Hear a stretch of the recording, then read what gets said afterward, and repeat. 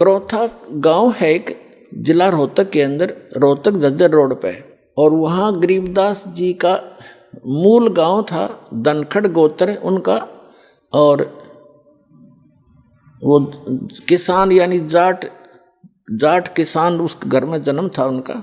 उनके जो पिताजी थे वो गांव छुडानी में ब्याहे थे, यानी गरीबदास जी के नानके थे वो छुडानी में। और गरीबदास जी की माता का कोई भाई नहीं था, जिस कारण से गरीबदास जी के पूज्य पिताजी श्री बलराम जी नाम था उनका, धनखड़, और वो अपने ससुराल में घर जमाई रहने लग गए थे। वहाँ ज़मीन बहुत घनी थी, आज के 1400 एकड़ ज़मीन, उस समय के 2500 बीघा, वो बीघा दूसरा होता था, तो इतनी ज़मीन संपत्ति थी। तो वहाँ रहने लग गए। वहाँ जाने के बाद, छुडानी में जाने के बाद 12 वर्ष के उपरांत गरीबदास जी का जन्म हुआ था, और गरीबदास जी आजीवन वहीं रहे। उनकी संतति है आज भी, आधा गांव लगभग धनखड़ गोत्र से है, छुडानी, जिला झज्जर, हरियाणा। तो गरीबदास जी का ज़्यादा आना जाना करौथा गांव में ही रहा, क्योंकि भाईचारा वहीं था। तो कहने का भाव दास का ये है कि गरीबदास जी जब 10 वर्ष के हो गए, और अपने ही, क्योंकि तब तो उन्हीं की सारा कुछ हो चुका था, नाना जी की सारी संपत्ति उन्हीं की थी, लगभग 150 गव्य रखा करते थे, क्योंकि ज़मीन बहुत थी, उसमें चरागाह बना देते, वर्षा हो जाती, कुछ खाने के लिए गेहूँ जौ आदि बीज लेते, चने सरसों हो जाती, बाकी की ज़मीन को पशुओं के लिए ही वो प्रयोग किया करते थे, पशुपालन करते थे। उसके साथ साथ 2-4 किराए के पाली होते थे गांव के, और कुछ ऐसे व्यक्ति होते थे जो गव्य रखते थे, लेकिन उनके पास अपनी ज़मीन नहीं होती थी, वो भी उसी में चराया करते थे। ऐसे पहले आपस में बड़ा प्रेम होता था, जो पैसे वाले व्यक्ति गरीबों की बहुत मदद किया करते थे, निस्वार्थ किया करते थे। तो ऐसे 10-12 पाली गवाले इकट्ठे होकर प्रतिदिन गौवें चराने जाया करते थे। अपनात्मा, ये वो शुभ दिन है द्वादशी का, जो आप और हम ये त्यौहार मनाने जा रहे हैं। हमारे संतों के ये त्यौहार है, और ये वो अनमोल त्यौहार हैं कि जिस भगवान के लिए हम भटक रहे हैं। राजाओं ने राज त्याग दिए, ऋषि महर्षियों ने शरीर गाल दिए तपस्याएं करके, लेकिन इस काल भगवान ने रास्ता ठीक नहीं दिया उनको। और भगवान रास्ता देने आए, सही विधि बताने आए, तो हमने स्वीकार नहीं किया अपनी अबोधता के कारण।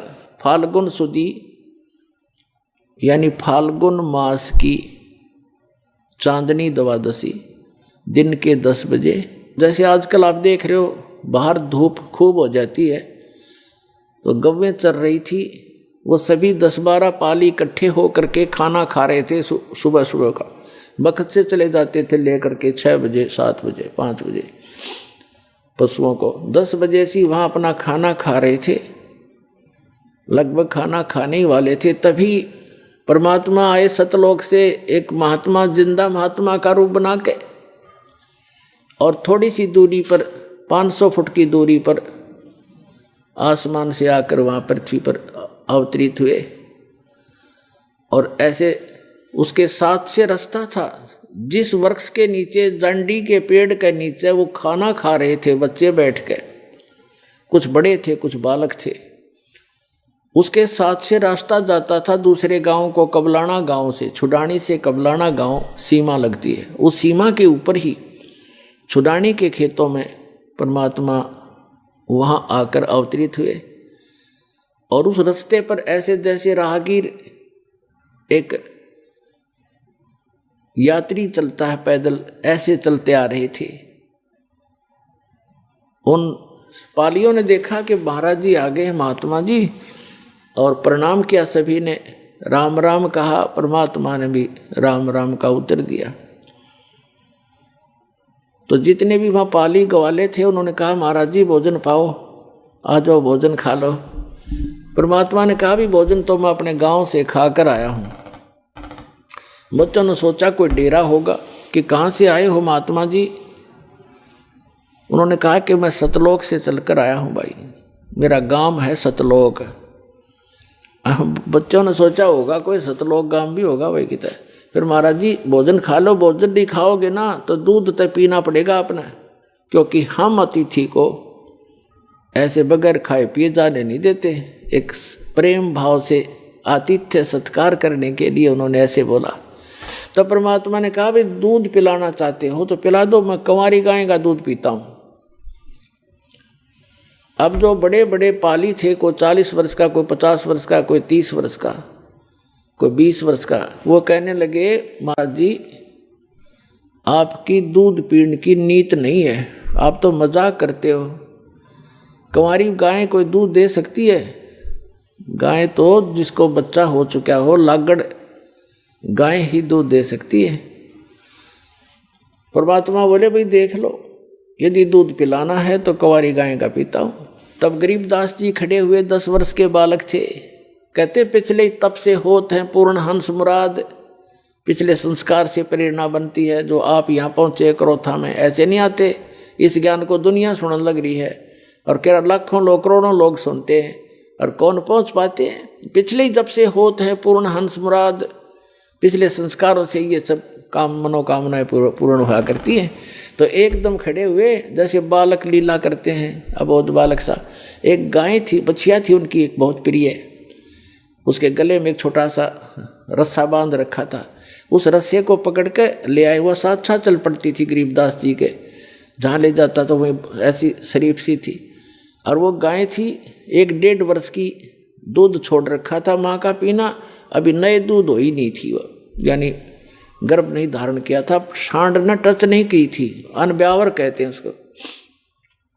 वेदों में ऋग्वेद मंडल नंबर 9 सूक्त नंबर 1 मंत्र 9 में यही स्पष्टीकरण दिया है कि जब वो परमात्मा आता है तो कंवारी अभियधन्या धेनु शृणंती, मतलब कंवारी गाय से उसके परिवर्ष की लीला होती है और कुंवारी गाय का दूध पीता। तो गरीबदास जी ने कहा देखो महाराज जी इसका बालक तो बच्चा तो है नहीं कोई, हैं छोटे छोटे थन सतन है इसके, या दूध कैसे देगी।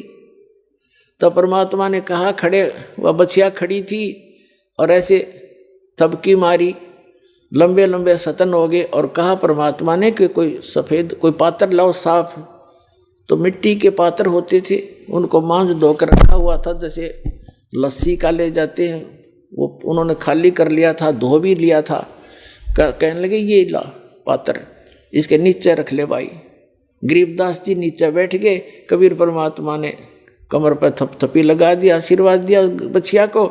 लंबे लंबे सतन हो गए नो, 3-3 4-4 इंच के, और दूध की धार बंद गई और वो पात्र भर गया, फिर बंद हो गई अपने आप। अब पुणात्मा गरीबदास जी ने वो सारा का सारा दूध परमेश्वर को दे दिया। परमेश्वर ने थोड़ा सा पिया और फिर कहा ले बच्चों पी लो, ये अमृत है, इस लोक से नहीं, ये मेरे सतलोक से आया है। लेकिन जो बड़े अपने आप में बुद्धिमान मानने थे, अकलबंद मानने थे, वह कहने लगे हम ना पीवाएं पाप का दूध है। तंत्र जंतर मंत्र करके कुंवारी बछिया का निकाल दिया, हम ना पीवा कुंवारी बछिया का दूध, ये तो पाप का दूध है। और तेरी जात का पता नहीं तो कौन सी जात का है, तेरा जूठा कदे भी ना पीवा मैं। तब गरीबदास जी ने कहा 10 वर्ष के बालक ने, ला मुझे दो भगवान, आपका अमृत कब कब प्राप्त हो हमें।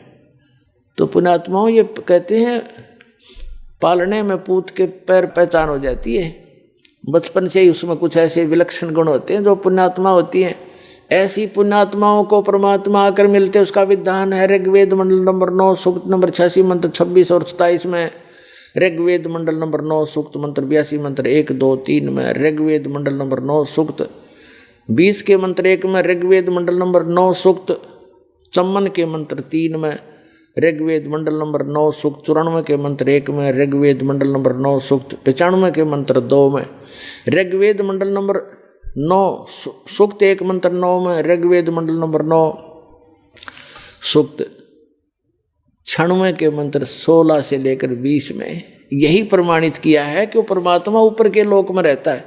शरीर है, नर आकार है, सिंहासन की तरह, राजा की तरह सिंहासन पर विराजमान है। वहां से गति करके आता, शरीर आता है, अच्छी आत्माओं को मिलता है, उनको उपदेश देता है, ज्ञान देता है, सत्य भक्ति बताता है। और यहाँ कवियों की तरह आचरण करता हुआ घूमता है, वाणी के द्वारा अपना महिमा गाता है, लोकोक्तियों के माध्यम से, दोहों के माध्यम से, जिस कारण से एक प्रसिद्ध कवियों में से भी एक प्रसिद्ध कवि का की उपमा उपाधि भी प्राप्त करता है, लेकिन वो होता है भगवान। ये निष्कर्ष है चारों वेदों का। तो पुण्यात्माओं, उसी विधान अनुसार वो परमात्मा वहां आए, गरीबदास जी से फिर ज्ञान सुनाने लगे। वो उन अच्छी आत्माओं में से एक थे, वो महापुरुष आदरणीय गरीबदास साहिब जी, जो छुड़ानी के बालू में जन्मे थे। और वहाँ आकर के परमात्मा ने उनको सतज्ञान दे दिया। फिर गरीबदास जी ने आग्रह किया कि हे भगवान, आप जो ऐसा सुखमय स्थान बताते हो जहाँ हम पहले रहा करते थे सभी, और वहाँ कोई अभाव नहीं, वहाँ ऐसी फुहार गिरती रहती है, सुंदर शरीर है, नाश नहीं होता, कभी व्रत नहीं होते, कभी रोग नहीं होता, मृत्यु नहीं होती, सबके परिवार हैं, वहाँ आपके घर बने बनाए शेष खाली पड़े हैं, क्या मुझे वो स्थान दिखाओगे? परमात्मा तो अपना गवाह बनाने के लिए आते ही है कि मेरा गवाह बने, दुनिया को बताएगा। फिर छाती ठोक के गरीबदास जी को परमात्मा ने प्रथम मंत्र दिया और जल पान वो कराए, दूध पान करा दिया। प्रथम मंत्र में ऐसे ही किया जाता है। दास भी जब से मंत्र देने लगा है, मेरे गुरुदेव भी ऐसे ही करते थे। प्रथम मंत्र के साथ आपको वचनामृत दिया जाता है, वचन से शुद्ध करके, और साथ में मिश्री दी जाती है ये, और मंत्र दिया जाता है। ऐसे पेय पदार्थ के साथ इसको पान परवाना कहते हैं। तो गरीबदास जी को ऐसे पान परवाना दिया था दूध के साथ, और फिर सतलोक लेकर गए। जब गरीबदास साहिब जी जा रहे थे, धर्मराज का लोक दिखाया, ब्रह्मा विष्णु महेश का लोक दिखाया, और एक कॉमन स्वर्ग था वो दिखाया, ब्रह्मलोक दिखाया। ब्रह्मलोक के अंदर परमात्मा ने दिखाया कि एक नकली सतलोक, नकली अलखलोक, नकली अगमलोक और अनामी लोक। इस काल ने झूठी रचना करवा रखी है जीव को भ्रमित करने के लिए। और फिर धर्मराज के दरबार में लेकर गए, फिर ऊपर गए, सारा कुछ दिखा करके सतलोक में जब पहुंचे परमात्मा, 12वां द्वार पार करके, 12वां द्वार पार करके सतलोक में पहुंचा जाता है। अभी तक ये कोई 10वां द्वार तक सीमित थे। और एक जम्मू के अंदर रांजड़ी का एक मधु परमहंस का भाव है, वो तो छाती कुट्या करता के 11वां द्वार पा गया, 11वां द्वार पा गया, आज तक किसी ने नहीं बताया। अरे भले आदमी कबीर साहब की वाणी में पढ़ लिया तो घर से लाया था, और वो भी इनकम्प्लीट नॉलेज। जबकि 12वां द्वार पार करके परमात्मा प्राप्ति होगी, अर्धी की गांठ से पंसारी नहीं बन जाता। तो 12वां द्वार पार करके परमात्मा सतलोक लेकर गए, 7 संग ब्रह्मांड अक्षर पुरुष के पार किए। और जब सतलोक में प्रवेश किया, क्या देखा? सिंहासन के ऊपर परमात्मा विराजमान है, उनका इतना सुंदर शरीर है, तेजों में सुंदर शरीर, सफ़ेद शरीर है मालिक का, बहुत सुंदर। और एक रोम में, रोमकूप समझो, रोम कहो, एक रोमकूप की इतनी शोभा है जैसे करोड़ सूर्य मिला दे, करोड़ चंद्रमा। इतना नूर है उस परम पिता के बॉडी का, इतना सुंदर शरीर है, चमक इतनी निकल रही है उसके अंदर से। सिंहासन पर विराजमान, सिर पर मुकुट है, सुंदर मुकुट जैसे राजा पहनते, और ऊपर एक सफेद छत्र है। एक बहुत बड़ा गुम्बद बना हुआ है, बहुत बड़ा सुंदर गोल गोलाकार का गुम्बद, गुम्बद जिसको स्तूप भी बोलते हैं। जब परमात्मा नीचे से गए, वो जिंदा महात्मा के रूप में थे, और वहाँ एक चंवर रखा था। जिंदा महात्मा के रूप में जो परमात्मा दूसरे रूप में गए थे नीचे पृथ्वी से, गरीबदास जी को साथ लेकर के, उसकी आत्मा को, शरीर नीचे रह गया था गरीबदास जी का, आत्मा को ले गए थे सूक्ष्म शरीर, फिर ऊपर कारण शरीर सब छोड़ करके वहाँ ओरिजिनल शरीर होता है जो आत्मा का, स्वयं का 16 सूर्य का प्रकाश हो जाता है, पूरी बॉडी का है, नर आकार मनुष्य दृश्य ही है वहाँ पर सतलोक में सभी जितने भी वहाँ मनुष्य हैं, स्त्री पुरुष हैं, इसी तरह संसार है और सबका नूरी शरीर है और उनका अपनी बॉडी का प्रत्येक का तो 16 सूर्य जितना प्रकाश है और परमात्मा के एक रोमकूप का करोड़ सूर्य में राजे करोड़ चंद्रमा इतना शरीर है, ऐसा प्रकाश है। लेकिन है दोनों ही एक जैसे आकार के, मनुष्य आकार है सबका, भगवान भी नर आकार में है, मानव आकार में, और सभी वहाँ के प्राणी भी मनुष्य जितने, स्त्री पुरुष बहन भाई सब मनुष्य जैसे ही है। और ऐसी सृष्टि है, वहाँ वृद्धावस्था नहीं होती, वहाँ मृत्यु नहीं होती, ये बॉडी जो नाड़ी तंत्र से नहीं होता वहाँ पर, वो सुंदर शरीर होता है, एक तत्व से बना हुआ होता है। उसका वर्णन यहाँ करना और समझाना दास के लिए दुर्लभ है, क्योंकि आप उस अतिथि को पकड़ नहीं पाओगे, वो तो वहाँ जाए पता लगेगा आपको। आकार ऐसा ही है, वहाँ वृद्धावस्था नहीं होती, सदा युवा रहते हैं। एक अतिथि में जा कर के युवा जब हो जाते हैं वो एक बस, उसके बाद उसकी आयु घटती बढ़ती नहीं।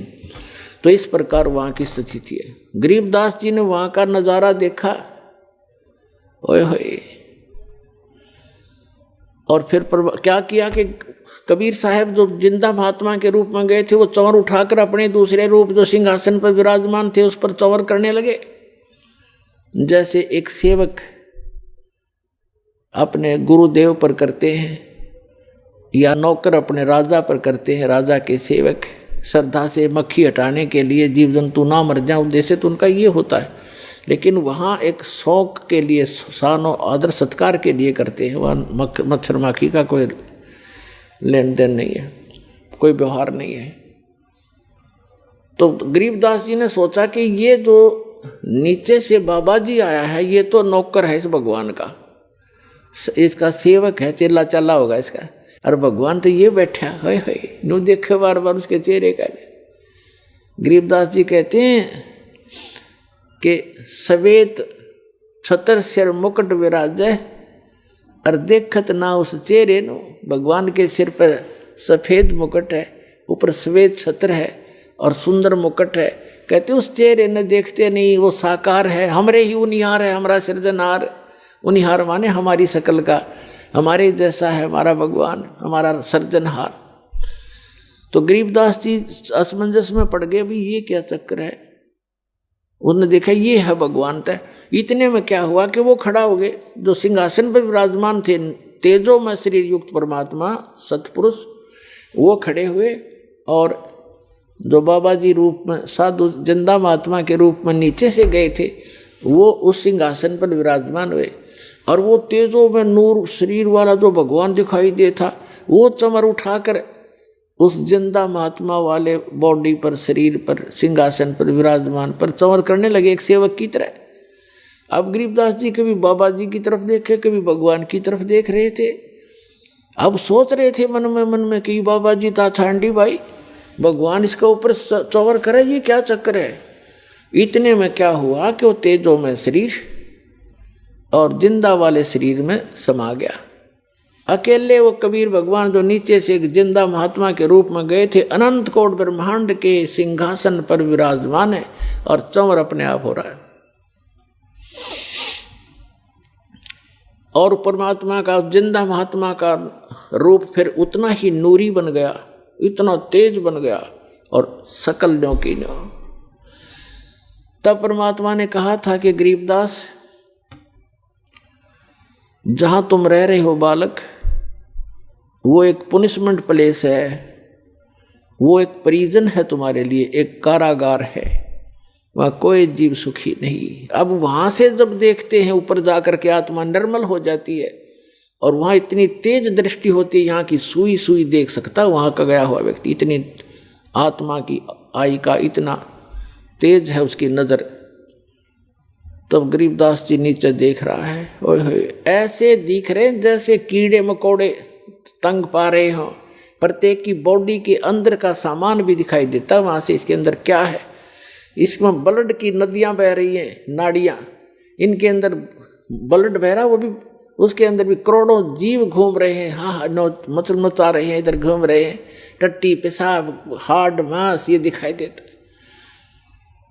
अब तो हमारी आँखों पर चर्बी डाल रखी है, हमने ये सब कुछ दिखाई देता है। इससे की पॉलिश पे, पाउडर पे, दिन रात लिपस्टिक लाण पे, अड़ंगे पे, अड़ंगा लाण पे हम अपना जीवन नाश कर देते हैं और 1 सेकंड में मृत्यु हो जाती है। इसमें कीड़े पड़ जाते हैं, जख्म हो जाता है। इसके अंदर हम संतुष्ट हुए बैठे और यहाँ की बकवादों में जीवन नाश करते हैं, जो वहां जाकर पता चलता है।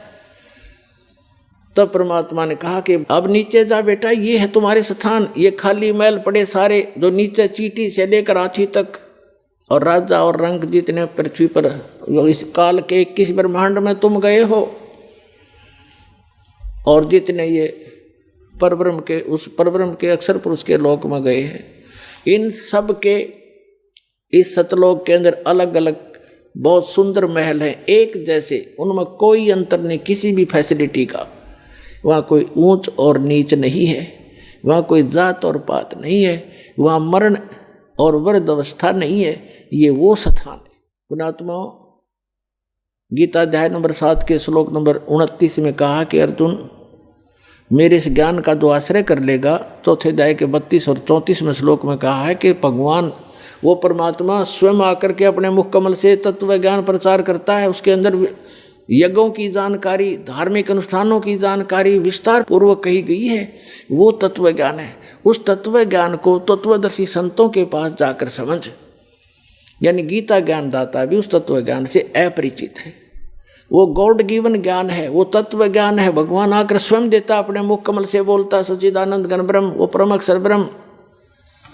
तो 7वें अध्याय के 29वें श्लोक में कहते हैं, गीता ज्ञान दाता कह रहा है कि मेरे इस ज्ञान का जो आश्रय कर लेता है, तत्वदर्शी संत की खोज कर लेता है, और वो व्यक्ति जरा और मरण से छूटने का प्रयत्न करते हैं। कौन करते हैं?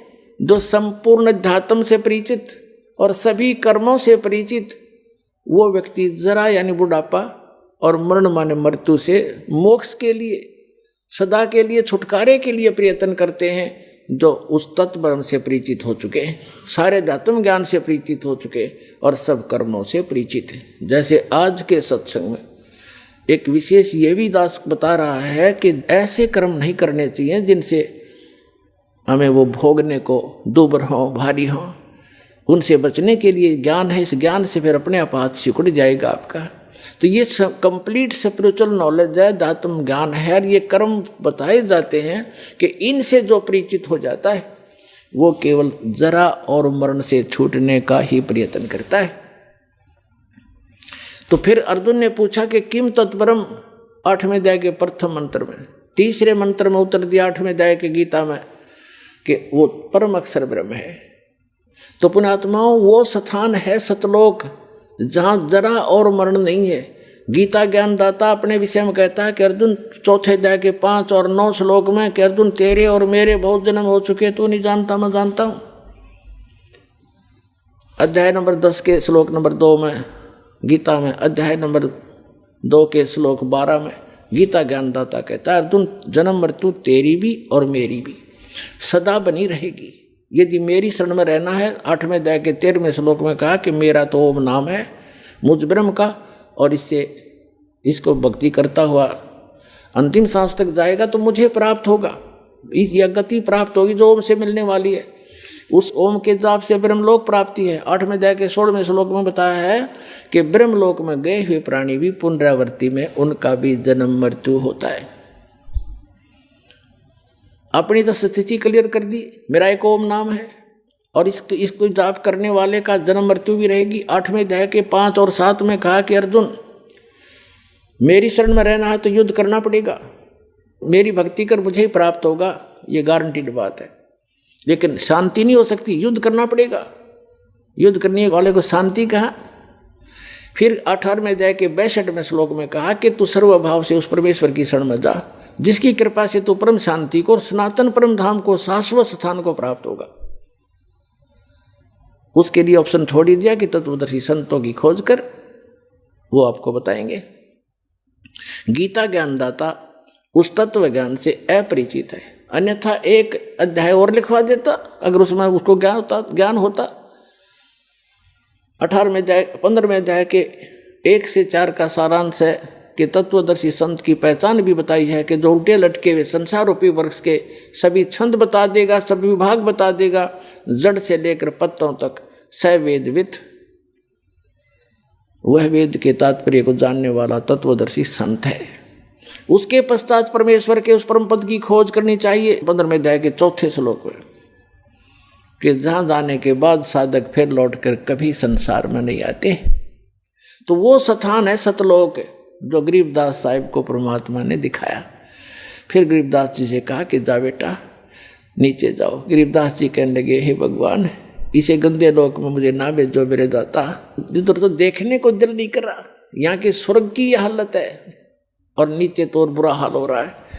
तो परमात्मा ने कहा, वैसे तुम यहाँ नहीं रह सकते बच्चा, क्योंकि जब आप यहाँ से गए आप पुण्यों से परिपूर्ण थे। अब इतने ही पुण्यों से भक्ति से धनी होकर के वापस आ सकते हो, तब यहाँ पर स्थायी स्थान मिलेगा तुम्हें। और उसके लिए मैं ऐसा मंत्र दूंगा, सतनाम और सारनाम और प्रथम मंत्र, इन सब की भक्ति करने से आप वहाँ ऋणी होगे हो, काल के जाल में फंसे हो। वो तुमसे टैक्स लेता है, क्योंकि ये पृथ्वी किस ब्रह्मांड उसने तप करके प्राप्त किए, ये उसका अपना साधन है। और तुम गलती से चले गए, गलती करके वहाँ।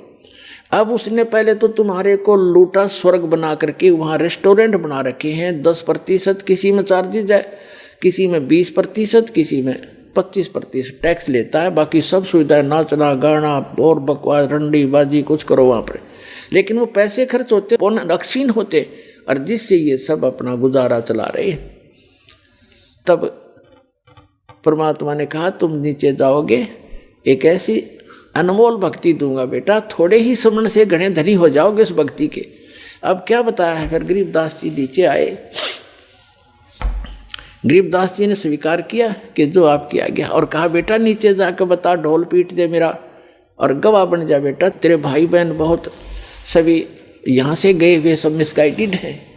और कबीर भगवान ने उनके अंतःकरण में कंप्लीट स्पिरिचुअल नॉलेज फीड कर दिया।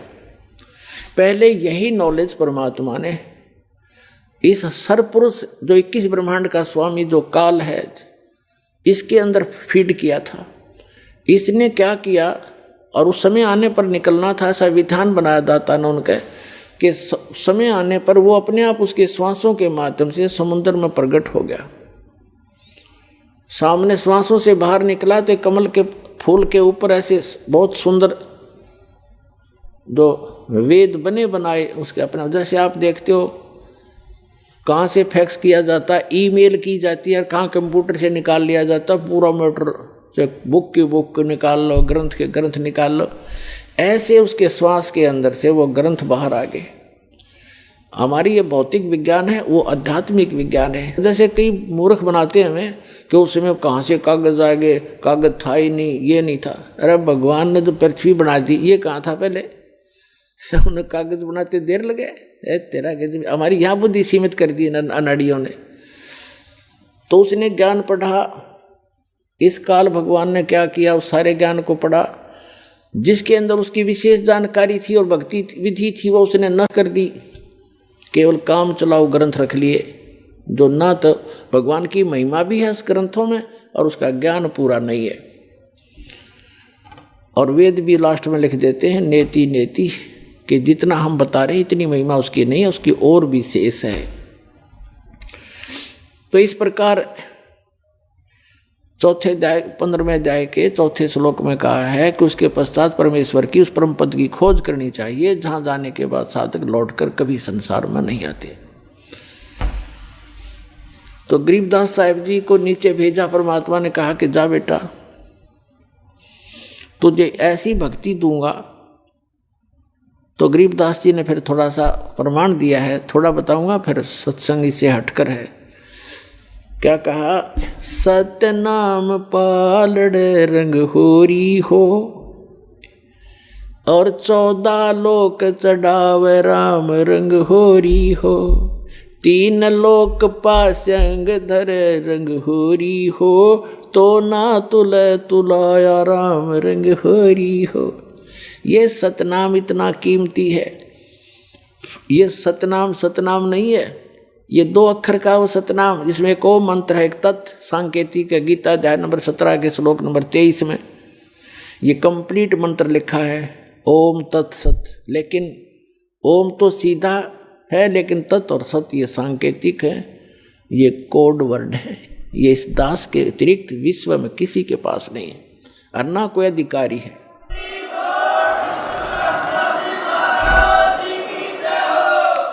तो इनमें से ओम और तत् मिलकर वो सांकेतिक शब्द, ये सतनाम बनता है 2 अक्षर का।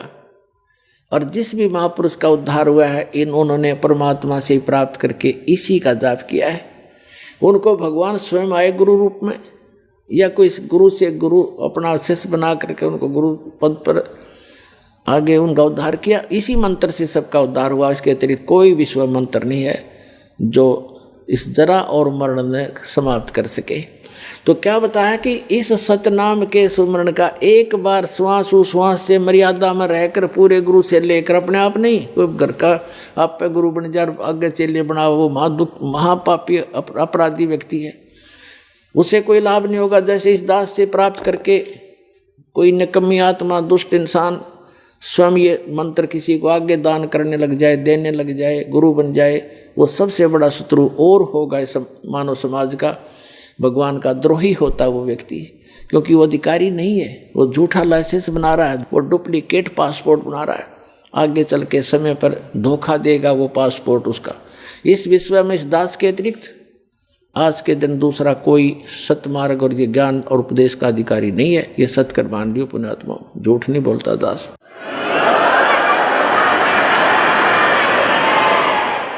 और कोई मान बढ़ाई की बात नहीं, आपको आगाह कर रहा हूं कि नकलियों में फंस के तो हमने इतने जीवन नाश कर लिए। तो कहने का भाव ये है कि गरीबदास जी को जो परमात्मा ने बताया कि ये एक सतनाम इतना कीमती है, एक बार श्वास उश्वास से एक बार सिमरण करने का कितना धन, कितनी वैल्यू है इसकी, कितनी कीमत है।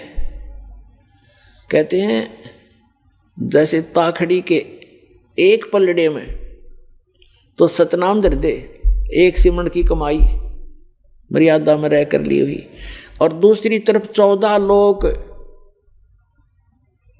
लोक चढ़ावे, जैसे शिव का लोक, विष्णु का लोक, ब्रह्मा का लोक, दुर्गा का लोक, धर्मराज का लोक, और भाई जो ऊपर ये 7 खेड़े ब्रह्मलोक के अंदर और कई भी भाग बना रखे हैं इसने, ये नीचे का तल वतल ततल ये सारे धर दे। और 3 लोक, ये पृथ्वी लोक और पाताल लोक और स्वर्ग लोक, इन तीनों को तो पासंग रख दे। अब पासंग वर्तमान के, क्योंकि जो ग्रंथ साहिब लिखा गया ये गरीबदास साहिब जी ने अपनी वाणी में लिखा, अमृत वचन वही है जो गॉड गिवन है, लैंग्वेज अपनी बोल बता दी ताकि वहाँ के लोग आसानी से समझ सके। इसलिए पासेंग उसको कहते थे। हमारा दास का जन्म एक किसान परिवार में हुआ, तो हमारे यहाँ कोई गेहूँ बाजरा ज्वार लेने के लिए आते थे व्यापारी लोग, तो उनको हमारे पिताजी कहते थे भाई पहले तू अपनी तराजू चेक करा, एररलेस तो या कैसी है, कोई इसमें डांडी तो नहीं मार रहा, तो डांडी माने उसमें गड़बड़ तो नहीं है कोई, तो चेक कराते थे। यदि उसमें कोई लगता था टेढ़ा मेढ़ा है वो, तो जो कनक, जैसे गेहूं तोल रहे हैं, गेहूं का सौदा करना ढेर पड़ा है, उसमें से 1 मुट्ठी गेहूं लेकर के उस पलड़े में रख देते थे जिसमें एरर होती थी, फिर वह तखड़ी बराबर हो जाती थी, एररलेस हो जाती थी। तो वो इतने की गेहूं जो अलग से डाले वो सौदे में नहीं थे, वो तो पासेंग रखी थी उस तराजू को ठीक करने के लिए। अब विचार करना एक एक बात कितनी वैल्यूएबल है इनकी महापुरुषों की। कहते सतनाम पालड़े रंग होरी हो, एक तरफ सतनाम और दूसरी तरफ 14 लोक चढ़ावे राम रंग होरी हो, 3 लोक पासेंग धर रंग होरी हो। ये पृथ्वी लोक, स्वर्ग लोक और पाताल लोक। कहते ये तो सौदे में मत गिरना इसने है, ये तो किसी खाते में आम एक छोटा सा सरपंच बन जा, वो धरती तोल दे, चेयरमैन बन जा तो पता नहीं क्या बन जा, एमएलए एमपी मंत्री मुख्यमंत्री बन गए, छोटे से टुकड़े के धरती तोल देते हैं। परमात्मा कहते हैं ये तो 3 लोक भी उस भगत के पास जो धन है, और ये नकली धन जो अस्थायी राजाओं का राज पूरी पृथ्वी पर हो तो छोड़ के जाना एक दिन, और ये ऐसा धन है जो आपके यहाँ भी साथ देगा और सतलोक में जाएगा।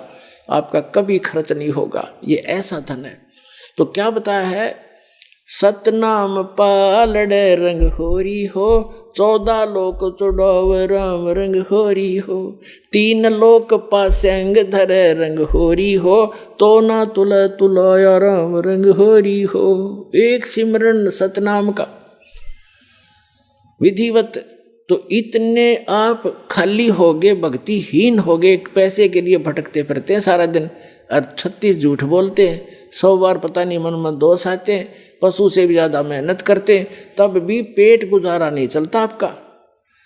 और इस परमात्मा की शरण में आके देखना, सद्भक्ति करना, भक्ति धन तो इकट्ठा होगा अलग से आपका, और यहाँ की सुख सुविधा तो आपको रूंगे में देगा भगवान, रूंगा। अब रूंगा समझाना पड़ेगा, थोड़ा रूंगा और बताता हूँ। हम अब तो बच्चों को याद भी नहीं होगा, पहले हम छोटे छोटे थे जब हमारी दादी, जैसे कोई सब्जी बेचने वाला कोई आता था, कोई टिंडे बेचने वाला, कोई आम बेर अंगूर अमरूद ये बेचने वाला आता था, आलू गाजर। तो वो कैसे सिस्टम था उसमें, यूँ कहा करते, गेहूं के 2 बार दूंगा माई, गेहूं एक पलड़े में, और दूसरी तरफ जैसे आलू तोलड़े हैं तो 2 बार उस गेहूं के वजन के तोल देता। फिर हमारी दादी कहा करती, भाई रूंगा और दे, वो एक आलू उठा के दे देता, ना भाई थोड़ा और दे, वो एक और दे देता, बुढ़िया राजी हो जाती, ये रूंगा मिल गया। यानी वो सौदे से बाहर जो वस्तु है फ्री की। तो परमात्मा कहते हैं जो सुख, जो आपका हमारा जो वास्तविक उद्देश्य है आपका, वो मोक्ष दिलाना, जरा और मरण से छुटवाना, सतलोक भेजना, और जो यहाँ की सुख सुविधा तो आपको रूंगे में देंगे, जिनकी फ्री ऑफ कॉस्ट कीमतें नहीं होती इसकी, ये तो ऐसे दी जाएगी आपको। तो यहाँ बताया है गरीबदास साहिब जी ने कि इतना कीमत है इस एक सतनाम की। अरे ये राधा स्वामी वाले और कितना देख ले, एक कबीरपंथी सतनाम सतनाम जाप करो सतनाम, इन सतनाम का कक्का नहीं पता है, और बात करें सतलोक जान की, सतनाम सतनाम सतगुरु सतनाम ये नाम देते हैं। ये खा के इनके पास बैठा दिया, अपना भी जीवन नाश किया, दुनिया को डुबो दिया काल के दूतों ने। तो पुण्यात्मा अब दया करी भगवान ने आपके ऊपर, वो स्वयं ही रजा बख्शा जब यो काम बढ़ा कर आगे ने। अब आपके ऊपर, इस दास के ऊपर उस परम पिता का पूरा पंजा है, आप इसको लगे रहना, आपका उद्धार 101 पीढ़ी पार हो जाएगी आपकी, ये सत्कर मान लेना।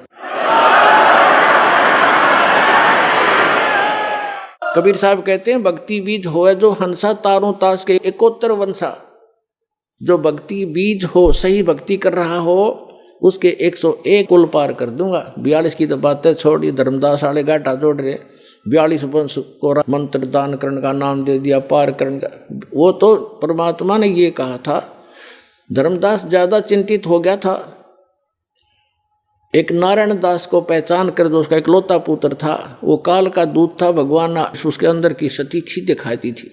इतना चिंतित हो गया वो धर्मदास वैश्य सेठ, हे भगवान अब मेरा क्या होगा, हे भगवान मेरे तो काल के दूध पैदा हो गया, अब मेरा कैसे वंश चलेगा। तो परमात्मा ने कहा था कबीर जी ने कि मैं अपने कोटे से तुझे एक बालक दूंगा, उससे तेरे 42 वंश चलेंगे। फिर ये नहीं कहा था कि उन 42 वंश से जो नाम लेगा वे पार होगा, नहीं, उनको तो नाम मना दिया। परमात्मा ने कहा है कबीर वाणी चैप्टर में 136 पृष्ठ है कबीर वाणी चैप्टर का, कबीर साहब के कबीर सागर में, कि धर्मदास मेरी लाख दुहाई, ये सार नाम की देवा, सत मूल ज्ञान और मूल नाम, ये मूल नाम है, सार नाम है। मूल ज्ञान में सतनाम सार नाम सार आ जाता है, और सार नाम तक कहा था कभी जिक्र भी ना करती। तो और कब तक छुपाना है, कहते हैं मूल ज्ञान तब तक छुपाई जब तक 12 पंथ मिट जाए, और तब तक एक पंथ भी ना चला था। जब धर्मदास जी आए थे तो उन्होंने ये छुपा कर रखा था, और फिर भी धर्मदास जी के ये मन में थोड़ा बहुत दोष पैदा हुआ था कि मेरे बच्चों का क्या होगा। तो परमात्मा ने कहा था कि धर्मदास जब 5500 वर्ष का कलयुग बीत जाएगा तब मैं फिर आऊँगा, और 12वां पंथ जो होगा उसमें आगे जाकर मेरी एक ब्रांच होगी, उसमें उसी में मैं फिर आऊँगा। तेरे जो सतनाम को ग्रहण करेंगे, सच्चे नाम को, सार नाम को, तेरे 42 वंश तोड़ सारा विश्व पार करूंगा उस समय। तो सब धर्मदास का दिल टिक गया था।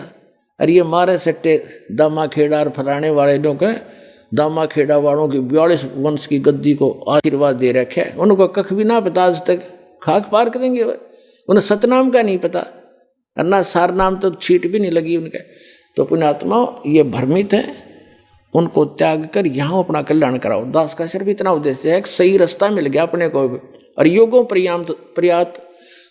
पर्यांत दाव लग गया आपका, इसका लाभ उठाओ। अब जो प्रसंग है वहीं आते हैं। अब गरीबदास जी को परमात्मा ने वहां से छोड़ा कि जा बेटा। उधर से क्या हुआ कि वो पाली जो थे ग्वाले, उन्होंने 2-3 घंटे के बाद देखा कि वो लग गए अपने इधर उधर, अब अपने पशुओं को दूर ले गए। लंबे दूर दूर खेत होते थे, वो तो उठकर चले गए सब। उस समय केवल वो 2 रह गए थे, गरीबदास जी और परमात्मा कबीर जी ऊपर लेकर गए उस समय। तो काफी देर के बाद उन पालियों ने देखा कि भाई वो बच्चा नहीं आया, कहाँ है वो लड़का, लड़की का लड़का। गरीबू नाम था उनका, गरीबदास को गरीबू कहा करते थे। वो आए वापस, देख का हो जांडी के नीचे बैठे थे बाबा जी, तो ना दिखता वो अकेला बैठा भगत। अब उसने आवाज लगाई है दूसरे पाली ने, ग्वाले ने, अरे गरीबू उठ ले भाई, आजा अपनी गौओं को संभाल ले, तेरा समय हो गया है। उनकी बच्चों की पालियों की टाइम होया अगर शिफ्ट लगाई जाती है, 2 घंटे तू खड़ा होगा, फिर 2 घंटे मैं खड़ा होऊंगा, पशु इधर उधर ना भाग जाए, किसी की खेती में नुकसान ना कर दें, ऐसे रखवाले खड़े होते थे पाली। तो उसने आकर के उसको बिल्कुल निकट आकर पकड़ के कहा, ये भगत जी खड़ा हो ले। गरीबदास जी बैठे ऐसे, आंखें खुली, शरीर में आत्मा थी नहीं, उन ऐसे ऐसे हिला तो गिर गए नीचे। तो उसने आवाज लगाई अन्य पालियों को, ग्वालों को कि भाग्याओ भाग्याओ, ये लड़की का लड़का मर गया, इसकी मृत्यु होगी। सब चिंतित हो गए। 2 पाली वहां से गांव की तरफ दौड़े आए। 1.5 किलोमीटर की दूरी पर गांव था, उस स्थान से जहां ये परमात्मा प्रकट हुए थे। आज भी छुदानी गांव के बाहर कबलाना से छुदानी गांव को एक रोड जाती है, झज्जर और भादगढ़ रोड से कबलाना गांव से एक लिंक रोड जाता है। उसके ऊपर एक यादगार बनी है छोटी सी, पहले जांडी थी, वहां पर एक पेड़ कट गया, गल गया, खराब हो गया, उसके स्थान पर यादगार आज भी बनाए हुए हैं। वहां स्पष्ट लिखा है कि यहाँ कबीर परमात्मा गरीबदास साहिब जी को मिले थे। तो क्या हुआ, गांव वालों को पता चला, माता पिता दोनों अचेत हो गए। 12 वर्ष के बाद संतान उत्पन्न हुई थी और वो भी मृत्यु को प्राप्त हुआ। गांव नगर के लोगों की लाइन लगी उस घटना स्थल की तरफ। उनको बताया गया कि एक बाबा जी आया था, जंतर मंत्र का दूध पिला दिया, हम तो नाटे थे, कुंवारी गाय का दूध निकाल के इसको पिला दिया, हमने तो पिया नहीं, हम तो बच गए। और बच्चे ने पी लिया, यो मर गया। घर पे ले आए, अंतिम संस्कार की तैयारी करने लगे। इस सारे प्रोसीजर में अंतिम संस्कार करने लगे, चिता पर रख दिया, 8-10 घंटे लग गए उनके। उधर से परमात्मा ने ऊपर के सारे ब्रह्मांड दिखा के गरीबदास जी को वापस भेज दिया शरीर में। चिता के ऊपर अग्नि लगाने वाले थे, तभी एकदम सारे शरीर में कंपन हुई और गरीबदास जी के ऊपर जो रस्से बांध कर ले गए थे वो टूट गए, अपने आप खुल गए और एकदम खड़े हुए, ऐसे लगा जैसे दूसरे देश में आ गए हो। और फिर जो वाणी परमात्मा ने उनके अंदर फीड कर दी थी, वो अपने आप टेप रिकॉर्डर की तरह बोलने लगे। गांव वालों ने सोचा अच्छी बात है भाई, भगवान ने दया करी, लड़की का लड़का जीवित तो हो गया, पर ये तो पागल हो गया, मेंटल एंड बैंड बोल रहा है, पता नहीं क्या क्या बक रहा है। तो उन्होंने सोचा कोई बात नहीं, पागल है, जैसा भी लड़की अपना जीवन पास कर लेगी इसके साथ, ये पागल ने देख देख कर जी लेगी, नया मर जाती। तो ऐसे ही परमात्मा की अमृतवाणी बोला करते थे, लेकिन वो छुड़ाने के भोले व्यक्ति भगवान की वाणी को ना समझकर उसको पागल कहने लगे, बावड़िया, मेंटल गरीबदास जी। ऐसे ही 3 वर्ष बीत गए। एक दादू पंथी गोपाल दास नाम के एक वैश्य थे, सेठ लाला जी बनिए, और वो दादू पंथ से दीक्षित थे, घर पार त्याग कर वो उसमें अपना संन्यास लिए हुए थे। और दादू साहब जी को भी परमात्मा लेकर गए थे सतलोक में, ऐसे ही जैसे गरीबदास जी को लेकर गए। 7 साल के थे दादू जी, और फिर उनको वापस छोड़ा था। दादू साहब जी ने भी कबीर साहब की महिमा कलम तोड़ लिखी हुई है। जिन मुझको निज नाम दिया सोए सतगुर हमार, दादू दूसरा कोई नहीं कबीर सिरजनहार। अब गोपाल दास संतों की वाणी से परिचित था, साधु संत बना हुआ था, लाल कपड़े पहने हुआ था, और छुड़ानी के अंदर उनका कोई शिष्य था, उसके पास आता जाता था। तो वो 2-3 वर्ष के बाद आना हुआ, 3 वर्ष के बाद, तब उस व्यक्ति ने कहा कि हमारे ऐसे चौधरी का एक लड़का देवता ऐसे ऐसे किसी साधु संत ने जंतर मंत्र का दूध पिला दिया, कुंवारी गाय का निकाल गया। और इससे वो पागल हो गया, मर गया था, वो तो मृत्यु को प्राप्त हो गया था। भगवान ने दया करी, जीवित तो हो गया बाबा जी, महात्मा जी, पर वो पागल हो गया। और हमने सुना है कि संत की विद्या को संत ही काट सकता है। आप दया करो तो वो जीवन सफल हो जाए उस बेटे का। तो गोपाल दास ने कहा कि बुलाओ उसको, लाओ बच्चे को मेरे पास, मैं देख लेता हूँ। वो कोई भूत बात का जाड़ा जाने था छोटा मोटा। तो वहाँ से वो व्यक्ति जो उसका शिष्य था गरीबदास जी के नाना जी के पास गया, उनको बताया से ऐसे हमारे पास एक संत आए हैं और आपके दोते को कहता मैं ठीक कर दूंगा, इसको ले चलो। 5-7 और मौजूद 6 व्यक्ति समझदार से चल पड़े, लेकर गए। संत जी ने पूछा गोपाल दास ने गरीबदास जी से 13 वर्ष के बालक से कि बेटा वो कौन था जिसने तेरा जीवन नाश कर दिया?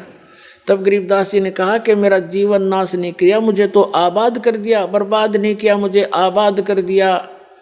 क्या बताया कि हम सुल्तानी नानक तारे दादू को उपदेश दिया, जात जुलाहा भेद नहीं पाया, वो कौशी माए कबीर हुआ। अब यह वाणी जब गरीबदास जी ने बोली, गोपाल दास के सारा शरीर सिहर गया, उसका आत्मा ने करण हुई सारे शरीर में।